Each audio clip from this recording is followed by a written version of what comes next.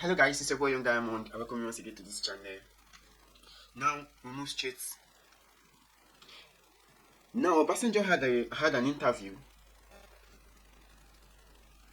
where he talked about the Nigeria refinery and in his bid to make it work and inviting Shell to take parts and fix the refinery so that Nigeria will be producing its own oil for local consumption, but they refused. Now this is a short clip and we'll come back and talk about it. For refineries, but despite billions of dollars in investment over the years, they've just never been able to refine petroleum products. They've broken down, they've run out of spare parts. At best, they've run massively under capacity. And when I was president, I invited Shell and I said, look, come and take equity participation and run our refineries for us. They refused. He said our refineries have not been well maintained. We have brought amateurs rather than bring professionals. He said there's too much corruption with the way our refinery is run and maintained, and they didn't want to get involved in such a mess. We've seen the video. Nigeria has been on it for a very long time, to get its refinery working, but all to no avail. Now, this remark came from him as a result of the interview he granted. Because Nigeria has 3 refineries. One in Port Harcourt, Warri, and Kaduna refinery. And from time immemorial, that refinery has been down for so many years. And he tried to fix the refinery, but the refinery was not, forthcoming. And he beckoned on the constructors or the builders of that refinery, which is Shell, because the Port Harcourt refinery was constructed in the year 1965 by Shell, and it cost them about £12 million or thereabouts to fix or to build that Nigerian refinery of Port Harcourt with a capacity of 210,000 barrels per day capacity. Now he beckoned on them to come and take equity share, on the refinery so that they will fix it and make it work. But he said they refused, that the refinery is poorly managed and is being managed by amateurs, and the corruption is too much for them to get involved with. Now this is what we'll be talking about. And the corruption in the Nigerian system is overwhelming. Because for a refinery that is not working and still yet, the builders of that refinery complaining about the corruption in the oil sector in Nigeria, which is why they've refused to put their hand into, the revitalization of these refineries, begs to question the integrity of these people who are controlling this sector. Now, he also tried in his bid, when the share, deal did not put through, he beckoned on, individuals who are well-to-do to purchase the refinery and make it work, which is what they call the privatization, and of which it was successful during his tenure, but was reversed back. When his successor came in. Now, one would beg to question, why was it reversed back? Probably it might be the same corrupt, people in that sector who food were taken from their table, had to convince, the incoming president or the newly elected president that they will be able to make it work. And his statement when he met with President Umaru Musa Yar'Adua, said that was what he told him, that NNPC could make the refinery work. They've not been able to make it work for the past 8 years of his previous tenure. Now they are convincing the new president that they will make it work. And it's working up to now. In retrogression. So Nigeria has been going through all this, not only in the oil sector, but also other sectors are also being hijacked, by people who are not willing to let go. Which is why when Dangote came up with his own refinery, he has been fought front and back just to make sure they continue with their scheme. And NNPC, who is the sole importer-exporter of the Nigerian crude, has been a failure to the Nigerian system. And if possible, it should be scrapped totally. Because from its inception, He has not been living up to performance. Which is why the GMD of the NNPC was also invited by the Senate committee, on what has been going on. And in his remark, he was saying, we are not thieves, people are calling them thieves, they are not this, they are not that, they are doing their best to make it work. The fact is that when someone steals, he should be called a thief, and they are thieves. That is the bottom line. Disturbed over what he describes as frequent media attacks on his person, the NNPCL Group CEO absolves the company over allegations of theft or national economic sabotage.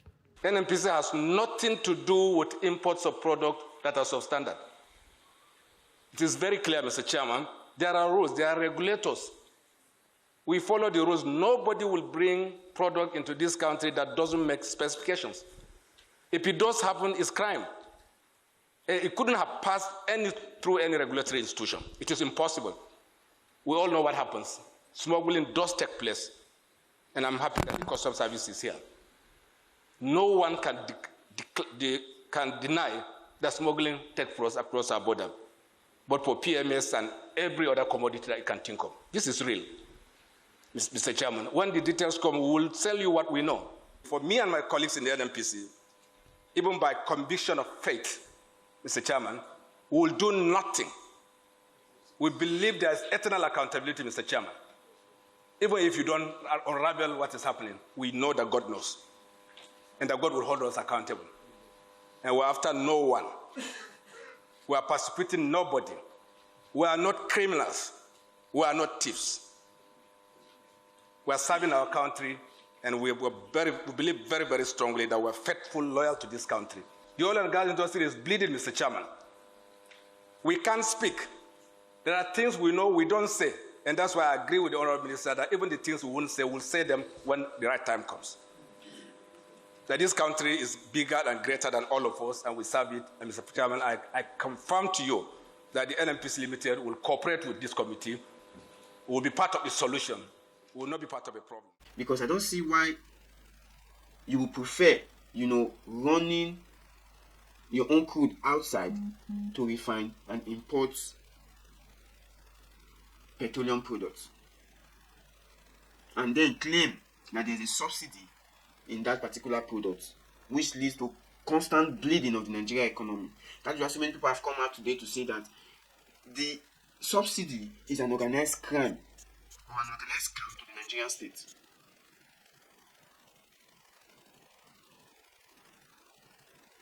I don't see why a country who has a contract with direct purchase be talking about subsidy. And there is no record of these subsidies being paid and to whom they are being paid to.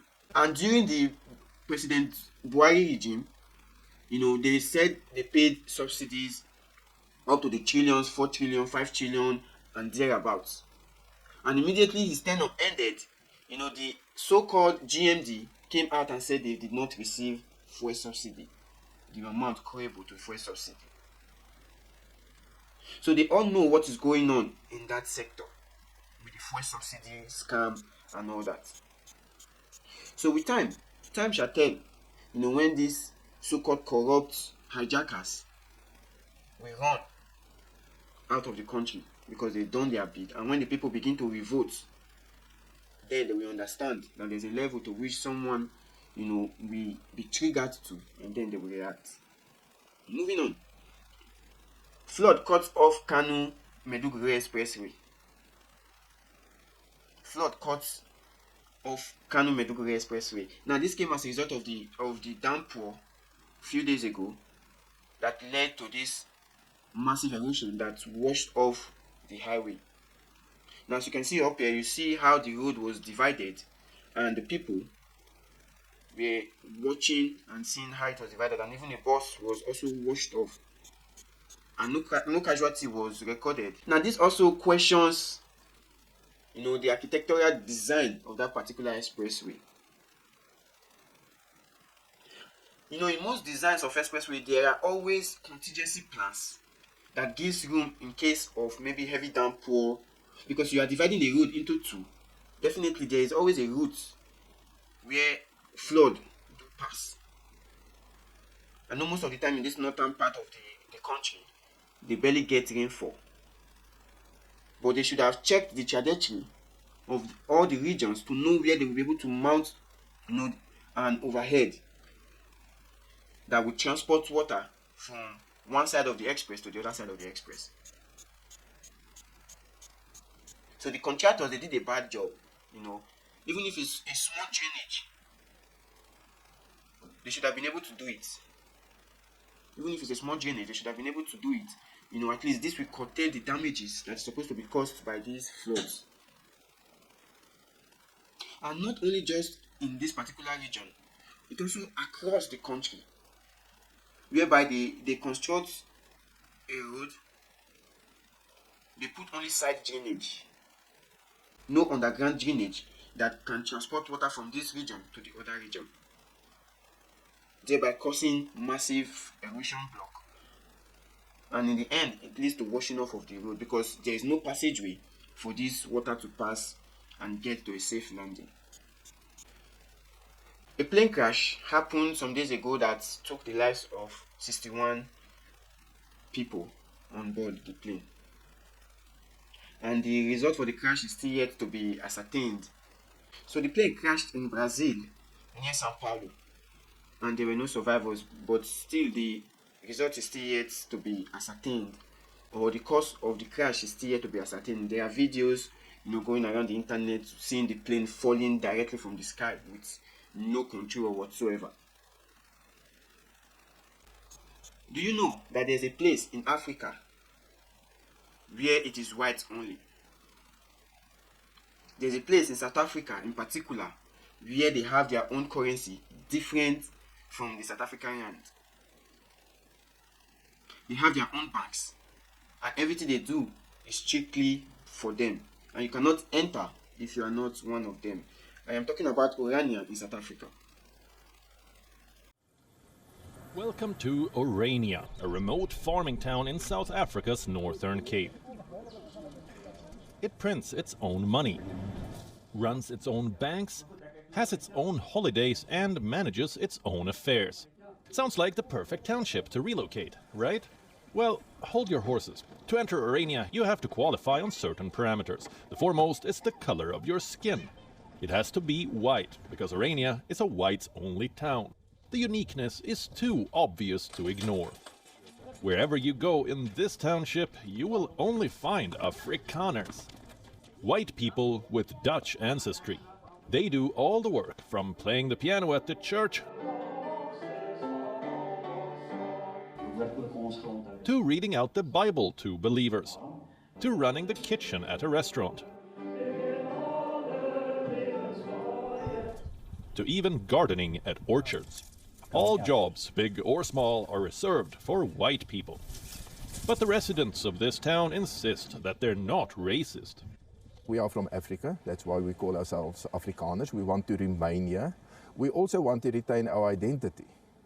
Now, to retain one's identity is not a racist impulse. We wanted to retain our identity against the English or the British imperialism also, and they're even whiter than we are, much whiter. Orania is often dubbed as the last outpost of apartheid, a system of institutionalized racial segregation. South Africa abolished apartheid in the 1990s.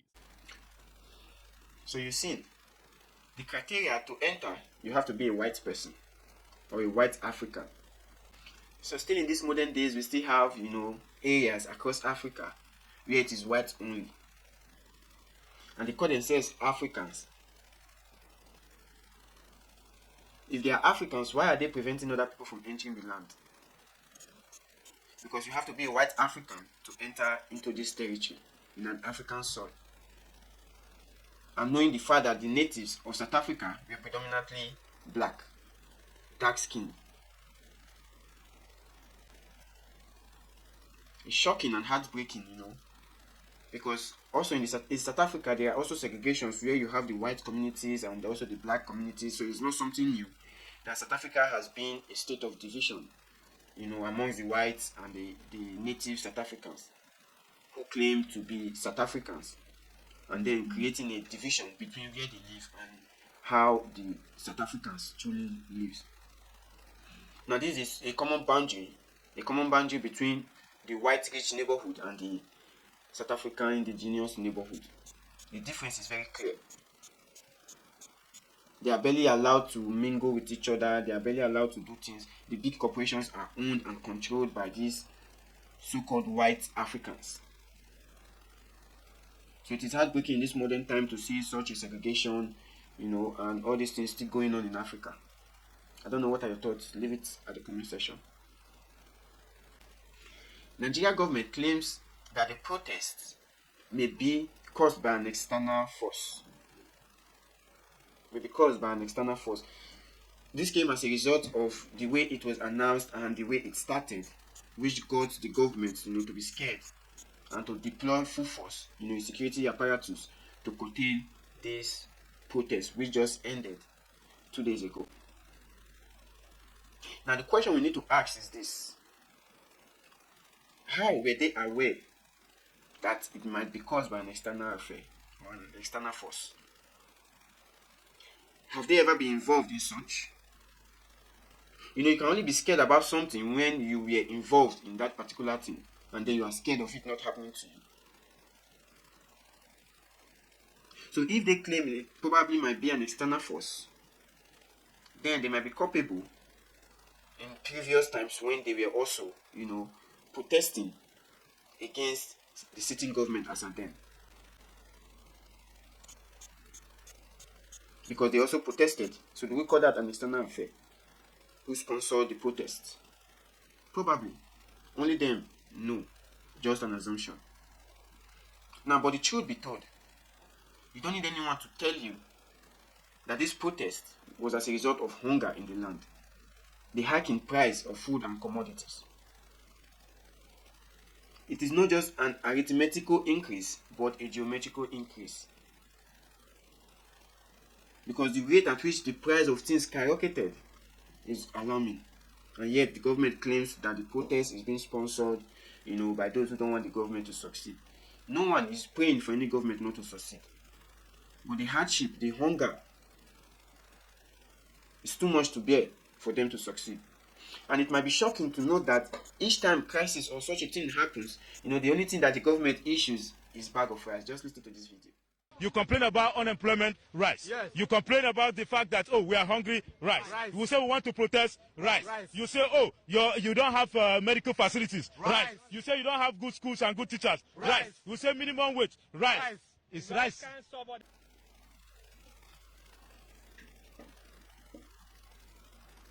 Now you see, anything that happens, bag of rice. Insecurity, bag of rice. No healthcare, bag of rice.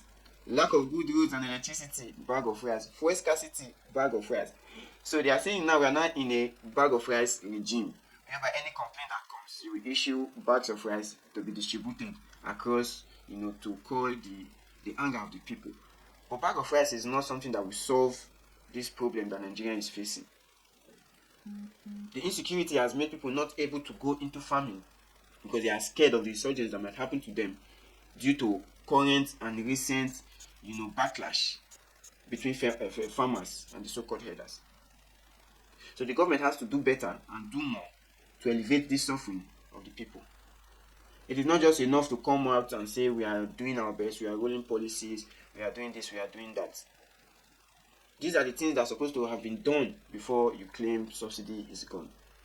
And the effects of the cost of petrol also affects the cost of commodities in the market. So whatever the government is doing, he has to do it fast. Because the patience of the people cannot continue like this. You ask the people to be patient, yet when they ask you to cut the cost of governance, you deviate from the equation by saying different things. When they ask you to streamline your government, you refuse. And which brings us to the next story, where former President Olusegun Obasanjo granted a press interview with some members of the representative from the House of Representatives and also with the journalists on the state of the nation. Now he made some, remarks, which I will leave the video at the end of this conversation so you can, give your own view as to what he has said. Now he made some remarks that how can the president assign his own wages to himself? Rather, how could the House of Assembly and the House of Senate, write their own wages, and which is not supposed to be so. And the truth be told, if these government operatives are made to stay between the minimum wage, definitely they will all sit up. Just because they are all having their own share of the national cake. That is why they are not bothered about what is going on in the country. The only thing they have to do is just be patient. Mr. President this, Mr. President that, and all of that. Even the state government is also corporate to all these issues going on, because the allocated funds that is being allocated to them, they don't do anything with it. Each month, they all run to the Federal Capital Territory for allocation. But what happened to the internally generated revenue? What do they do with it? And what do they do with the allocation from the federal government? A state is a single entity that can generate its own finance, generate its own funds, generate its own money. The one that comes from the federal capital is just, an addition to what the state has generated. The question now will be, what has the state been doing to this effect? So I'll leave it to this video. Just let's hear your view in the comment section on what President Obasanjo had to say. Like we do most of the times, we always stop by to greet and learn from your fountain of strong knowledge on development and good governance. And we came this morning also, and we'll start by thanking you for the wonderful things you have done for Nigeria. And we can't thank you enough, because every day is always before us that if not the foundation you laid in 1999, things could have even been worse today. And at that time when you were doing it, most people did not see the future today. But we can see the gains of those reforms in telecommunication that have brought so much digital transformation in Nigeria today and created a lot of sustainable jobs. What you have done with the electricity reform is what is even giving us the little light we have today. And what you have done with civil service reform, what you did with anti-corruption fights that created the agencies that came on board to help in the fights, foreign policies, and so on and so forth. And your vision about self-sufficiency include refining. Imagine if today those refineries that you privatize were working almost like 15, 18 years ago. Today we will not have pressure on FS. We will not have the PMS supply challenges today. So you saw the future and you work towards building that future. So any reasonable Nigerian will always say, thank you for what you did. And if possible, come to you to learn how we are able to carry those reforms. So we can be able to learn from those things you did in 1999, which if they have been consolidated by successive government in the past, today will not be in this economic challenges that is facing us. So we'll start by saying thank you for what you have done for our country. And also to let you know that these lawmakers here today are passionate and have confidence that Nigeria can still work. And that is why most of us here today are co-sponsors in the bill for political restructuring. We strongly believe that a stable political atmosphere will help our country to grow forward. And that's why we have a proposal for a single-term presidency of 6 years, and for power to rotate between North and South, and for all elections in the country to hold in one single day. The reason is that the electoral system has been bastardized over the years. If we can have an election in one day, the bandwagon effect and the insecurity that is associated with the election will now happen, because there's a massive participation, there will be a large turnout of people. And you know that with the election in one day, once the accreditation is used to announce the State House of Assembly result, it can no longer change even when you get to presidential. So we believe that in the midst of all this uncertainty, that we can, reject some of these laws, all elections in one day, and a single term of 6 years, and power to rotate between North and South. This is driven by the reason that the instability that goes with the political process is part of the reason why we're also in this mess, and other restructurings that we're proposing. But we're here today to learn from you. We are here today to interact with you. We're here today to tell you that we're all proud of what you have done. And as young Nigerians who are desirous of a stronger, united, and sustainable Nigeria, and at this time of economic uncertainty and crisis, maybe there'll be one or two things that we all can share. Even in the proposed amendment we want to do, and other ways to go about it that can help us to achieve the Nigerian of our dream. So it's more of interaction, it's more of commendation, and more of informing you also that in the House of Representatives, we are committed, especially some of us that are here today, that Nigeria can still work, and that we can learn from those who have tried it and have made impact. And that is why we're here to appreciate you. Thank you, sir. In line with what my colleague had said, this rotation of power between North and South, we are thinking if it can be inculcated in the Constitution Amendment too, so that power could be rotated within the 3 senatorial districts of each state. Take my state, for example, Kogi State, sir. If not by divine intervention, I am from Kogi Central, the Ibera people. It's only one axis that would have been having it. As I'm talking to you now, the Western axis, the Yoruba speaking part, has not had it. And we don't know whether it will get to their turn. The same thing is happening in Benue State. You know more than I do, sir.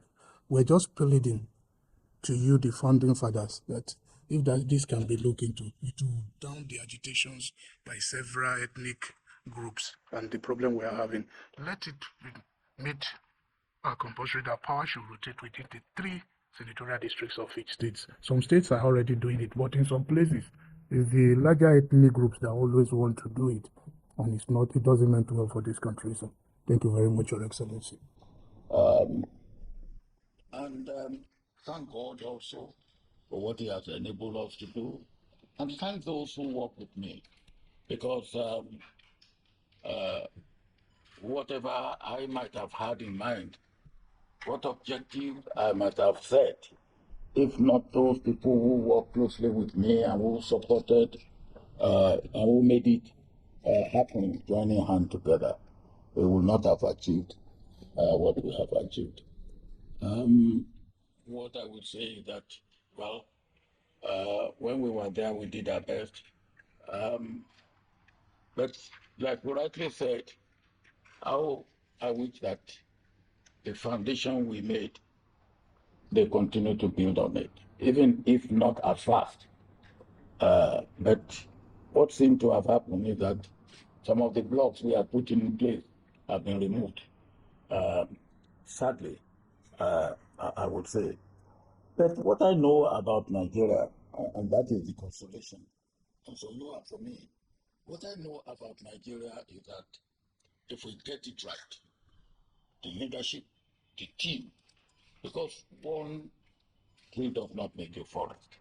You need a good leader, but you also need the team to work with the leader. And if we get the leadership and the team right, the point is that in a space of 2.5 years, we put the past behind us. In another 10 years, the firm foundation and the edifice on which we can build will be set. And in one generation of about 25 years, we are there, we are gone. But what we have been doing in the past is we take 2 steps forward, 1 step aside, and probably 2 or 3 steps back. And that won't get us anywhere. So, you see, for me, it's not so much the system, except that we have to rethink what we call democracy, the Western liberal democracy, where they talk of loyal opposition. In African system, what we do is we sit down and we build consensus, we build commonality. And after we have done that, there's no opposition, there's no opposition. Everybody comes to, and we move together. Because in that case, we are not, the word for opposition in almost all African languages that I have looked into is enemy. Then what do you do with enemy? Loyal enemy? Nothing like that. And that is what we do. Once you take it, yes, it is yours. The winner takes all. The opposition goes into the wilderness. That is not right. Because you have to have and join hands together. You don't go into my village and say, look, this is the government, this is the opposition. We run the village together. You can sit down and argue and talk about things and debate and discuss. And when then we move together as a village, as a community. Maybe that's part of what we have to look at. You know, the issue for me, if we get it right, whether you have one term of 6 years, or 2 terms of 4 years, or 2 terms of 5 years. Where we need to work is our mentality. We have to decarbonize our brain. Brothers, look, if you give him one term of 6 years, he can do the same harm that he will do in 2 terms of 4 years. He will. The only thing is that, well, he will do what he will do over the period of 6 years. Whereas over the period of 4 years, if he's not doing well, and the system is working, you have an INEC you can trust, you have a system that you can trust, then he will do 4 years and he's not doing well, you vote him out. The point is that, can you vote him out? Our experience has shown that once it's in, you may not be able to vote him out. So we are now looking at, okay, maybe he comes in and do 6 years, you won't have to vote him out or vote him in. But then the harm that can be done in 6 years. I will say I am open to whatever you come up with.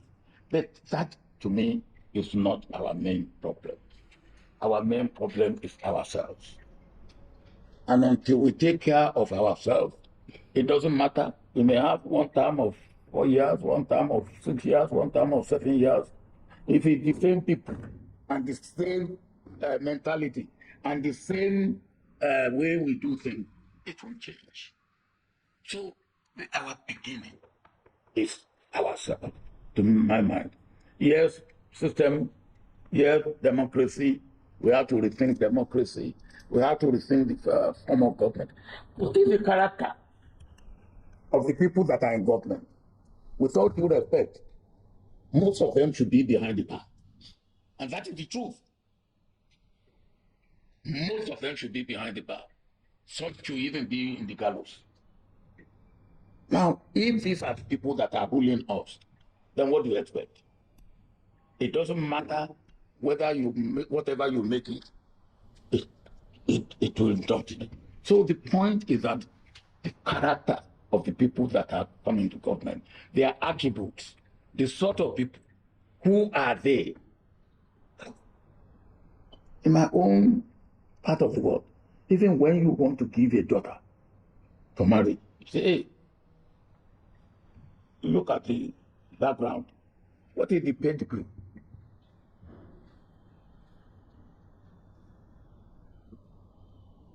And that is one thing we really need to think about.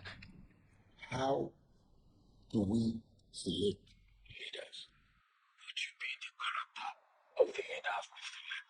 What should be their track record? What should be, where should we find them?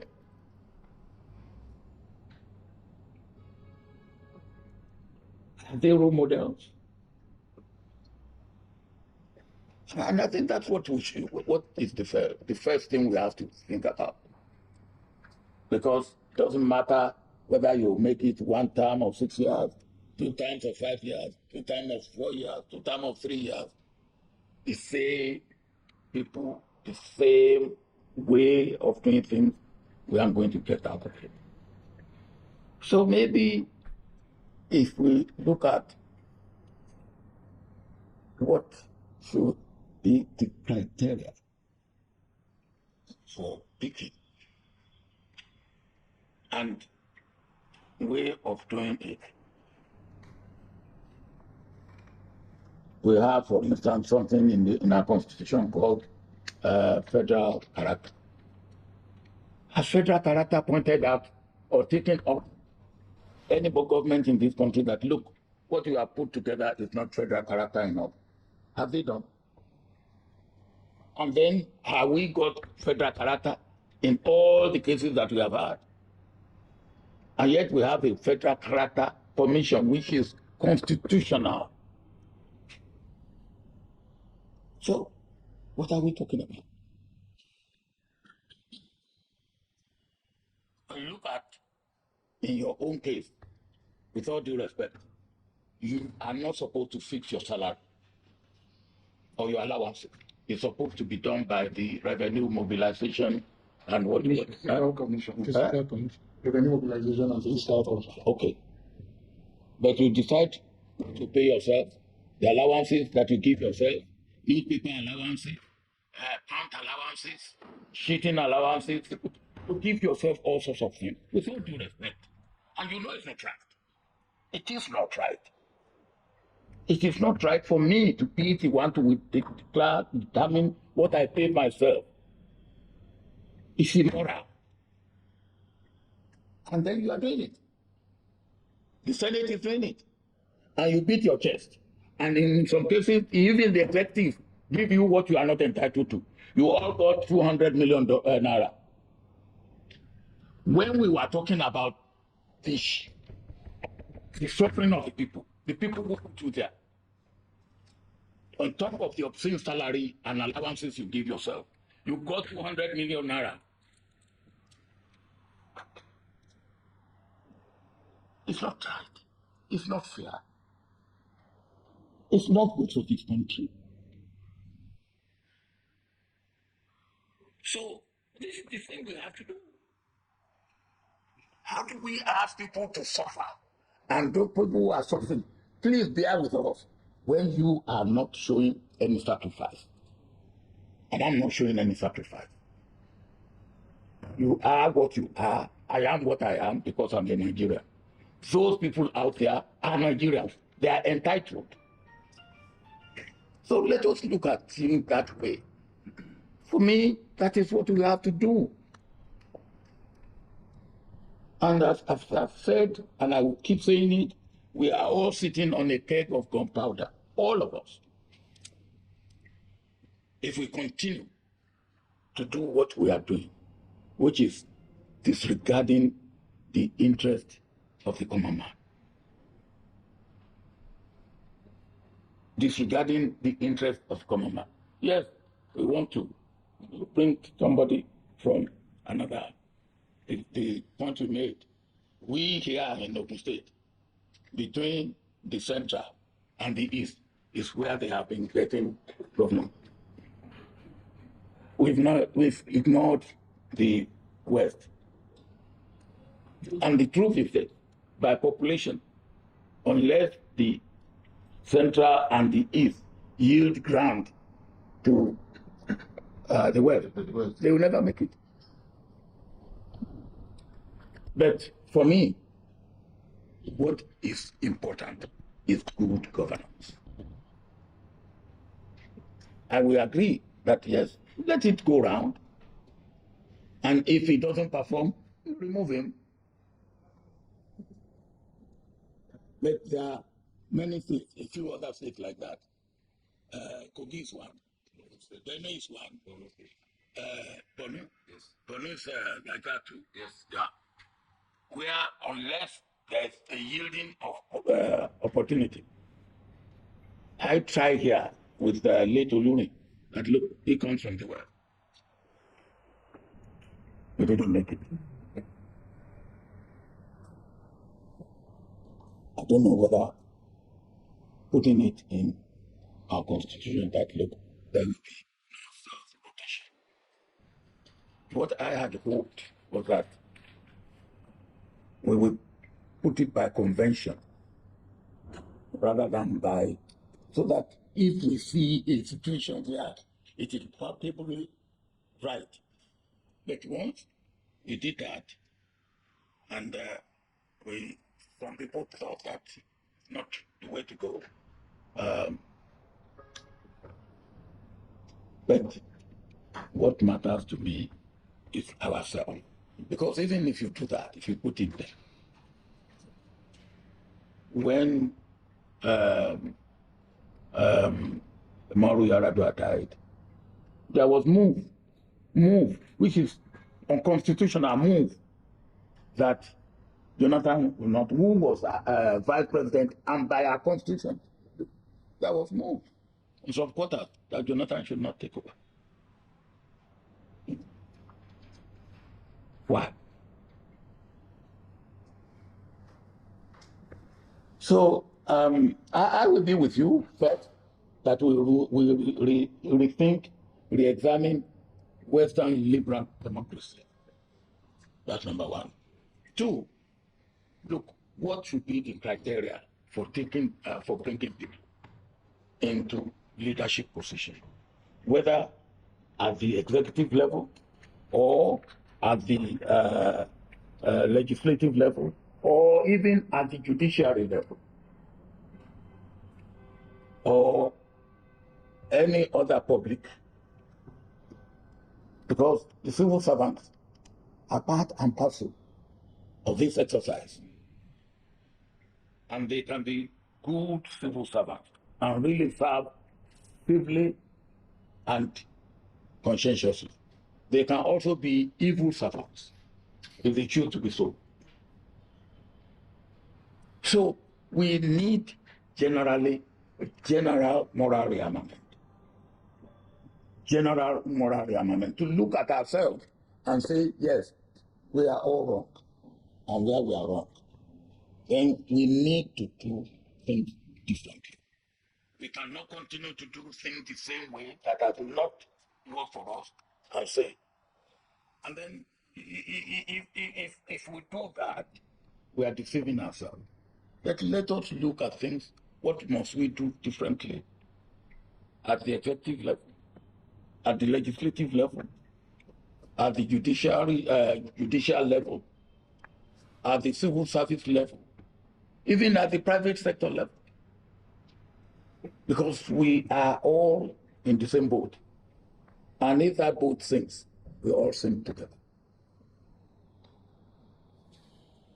But whatever you come with, if we are able to take care of, yes, democracy, let our democracy have African context and African content. Because Western liberal democracy began from monarchy, there can be loyal opposition to the monarchy. In our own case, because we have the only thing we can be loyal to is our country. This is invincible, as some people will say. So, not a loyal opposition, but a partnership opposition that will partner with the government, see things together, debate, dialogue, and come to consensus and move on. One of the things that is ridiculous about this country is the new government comes in and they say, for the first time ever, as if Nigeria has never existed. For the first time ever, this has been done. They talk about the refinery, the opening remark. I went, when I was president, I went and called Shell. I said, Shell, look, come and help us. Run the refinery. Take part. You can take 10%, you can take 20%, but come on. They said, no. I said, okay, all right. If you don't want to take equity, come and run it for me. They said, no. So they left. I then called their head, one-on-one. I said, sit down. Why do you come down? They gave me 5 reasons. One, they said, our refineries are small. I think Port Harcourt is 60,000 barrels a day. And I think that's Port Harcourt. Latuna is maybe 100. I think Warri is the largest, I think, maybe 120. And they said to me then that, look, refinery is about 250,000 barrels a day. So our refinery is. Two, they said, look, even we run our refineries as a service, but we make sure that we do not run it at a loss.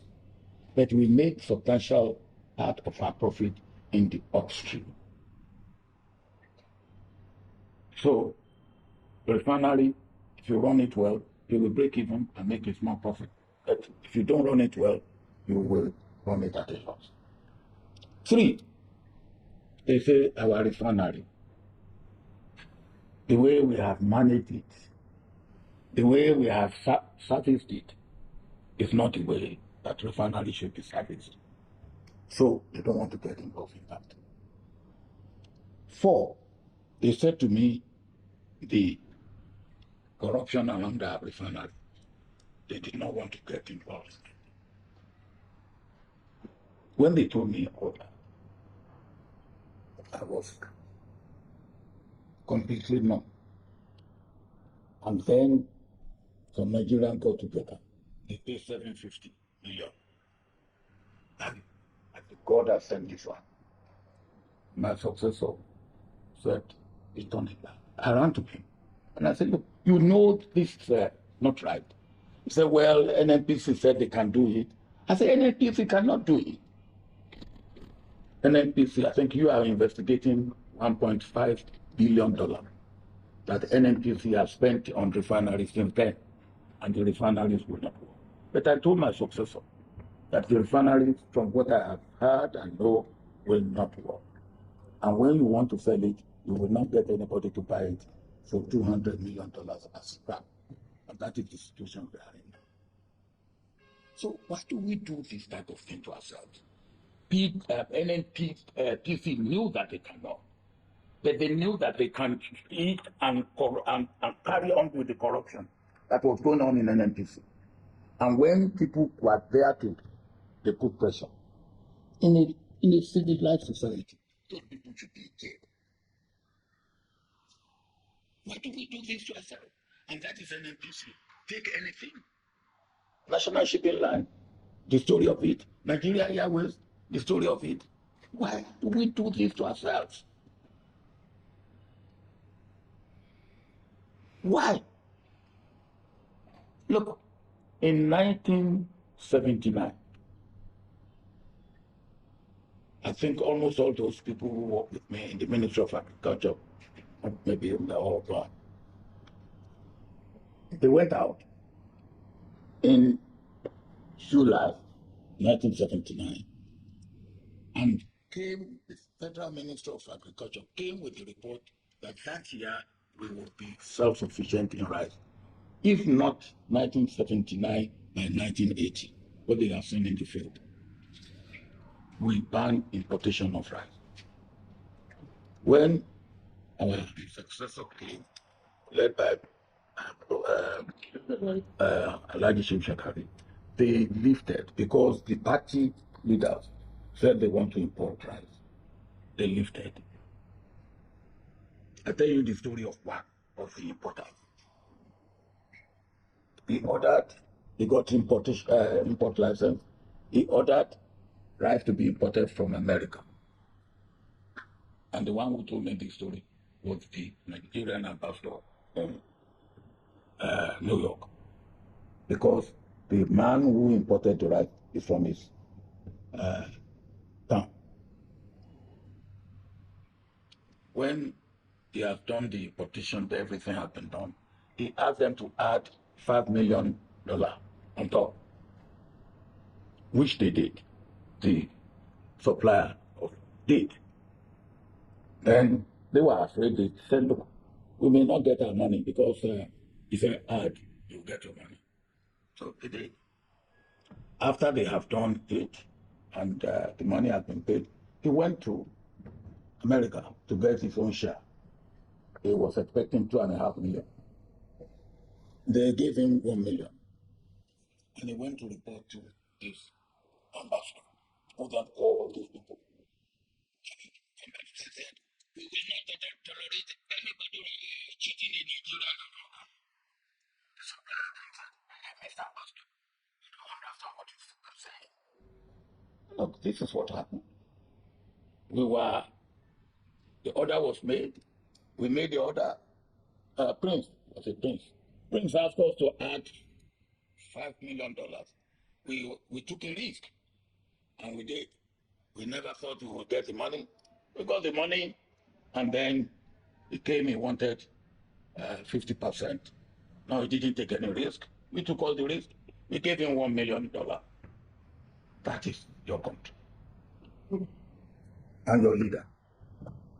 And your people.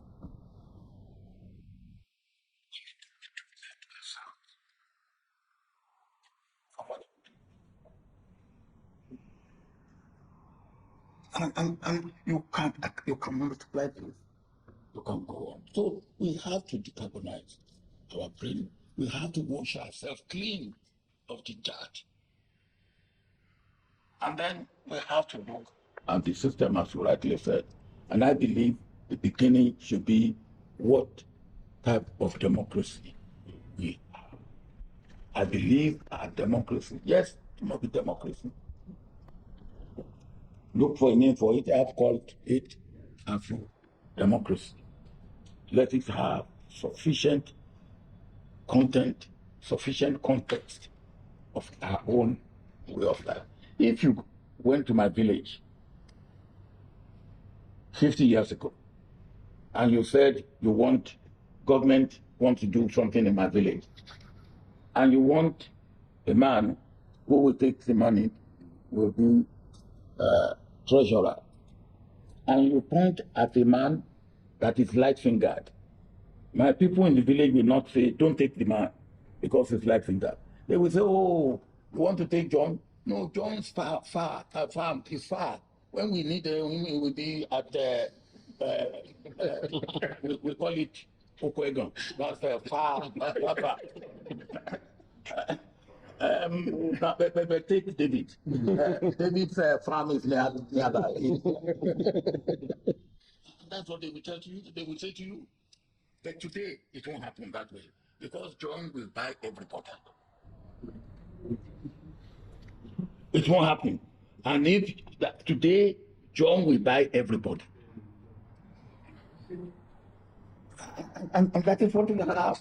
So let us look at these. What can we do? I have watched growing up at a native court say, Kanga, they've taken you before the court that you have stolen. And then the judge said, Ikenga, which Ikenga are you?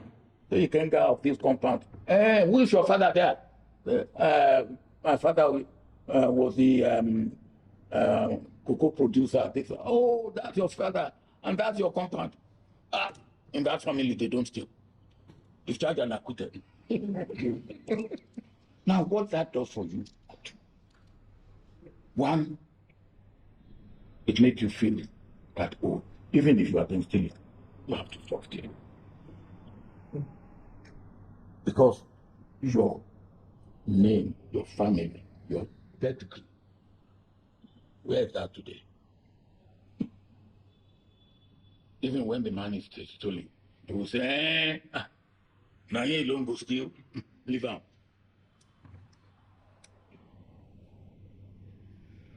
So we have a lot to do. For me, I will again thank you for coming. I believe what you are doing is very important. We should never stop looking at our system. Let us look at ourselves. We have to position ourselves. And the harm that we are doing to ourselves in Nigeria, we are not doing to Nigeria alone. We are doing to West Africa. We are doing to Africa. And we are doing to the black race all over the world. Because God doesn't make a mistake. We have the largest concentration of black people in the world in this small land area called Nigeria. And if the black man will make it, it has to be Nigeria leading the black man for the kingdom. To the extent that we are not making it, we are disappointing ourselves. We are disappointing our region of West Africa. We are disappointing our continent of Africa. And we are disappointing the black man everywhere in the world. So look up to us. If God has put the largest concentration of black and here, God expects something better than what we are doing. So I'm all with you, but let us to go about it the right way. The right way, meaning let us look at ourselves. It can't go on the way it's going on. And the youth, whatever we may say to them or do to them, what they are demanding is